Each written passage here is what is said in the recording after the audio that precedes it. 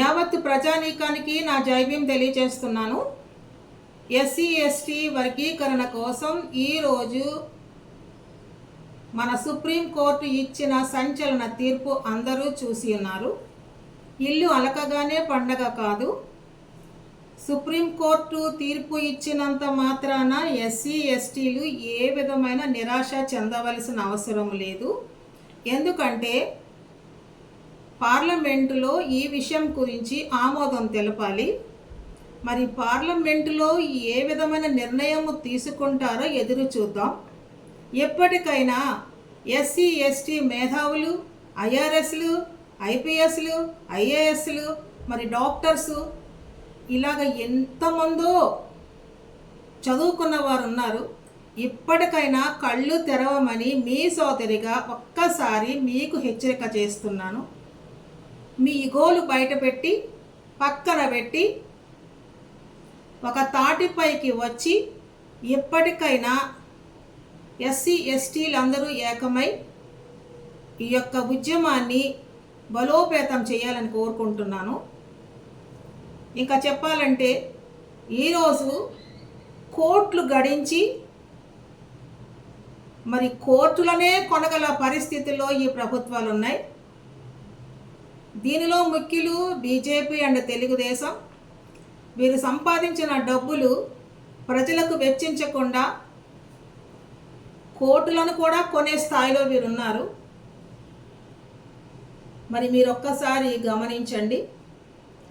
అసలు ఎప్పటికే ప్రభుత్వాలు ఈ రిజర్వేషను తీసేస్తామన్నట్టే మాట్లాడారు. స్వాతంత్రం వచ్చి 77 సంవత్సరాలు అయిపోయింది. ఆ రోజు డాక్టర్ బిఆర్ అంబేద్కర్ గారే రాజ్యాంగ పరంగా ఈ రిజర్వేషన్ రాయకపోతే ఎస్సీలు బీసీల పరిస్థితి ఏమై ఉండేదో ఈ విషయాన్ని బీసీలు కూడా గమనించాలని కోరుకుంటున్నాను.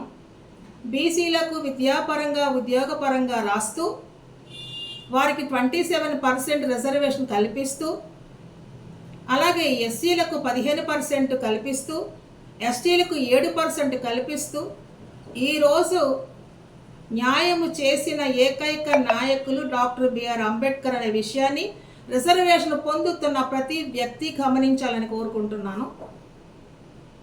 మరి ఈ రోజున ఈ రిజర్వేషన్ పొందుతున్న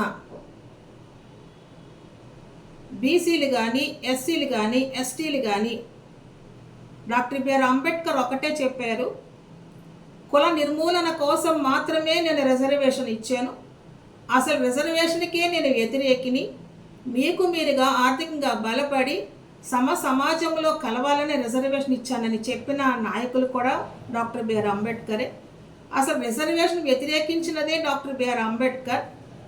సమాజంలో అందరూ సమానం అనే విషయాన్ని తెలియజేయడం కోసం మరి అన్యాయం అయిపోయిన ఈ కులాలకు రిజర్వేషన్ ఇవ్వడం జరిగింది. మరి అంబేద్కర్ ఎస్సీల కంటే బీసీలకి ఎక్కువ రిజర్వేషన్ ఇచ్చారు. కనుక అసలు అంబేద్కర్ వ్యతిరేకించినప్పుడు మా ఉన్న రిజర్వేషన్ని మీరెందుకు విభజిస్తున్నారో మాకైతే అర్థం కావట్లేదు. ఈ రోజున విభజించటం వలన మాకేం నష్టం లేదు, మేమేమీ విభజనకు వ్యతిరేకులమో కాదు. కానీ ఈ రోజున ఎస్సీలకు రిజర్వేషన్ ఉన్నప్పటికీ ఎస్సీలు ఎక్కడైనా పోటీ చేయొచ్చు. కానీ లేని రిజర్వేషన్లు కొంతమందికి ఇచ్చి ఎస్సీలు కొన్ని చోట్ల పోటీ చేయలేని పరిస్థితి ఉంది. కనుక ఒక్కసారి ఆలోచించి రిజర్వేషన్ దిశగా పయనిస్తున్న అందరూ కూడా ఏకమై సమాజ నిర్మాణం కోసమే పాటుపడాలని,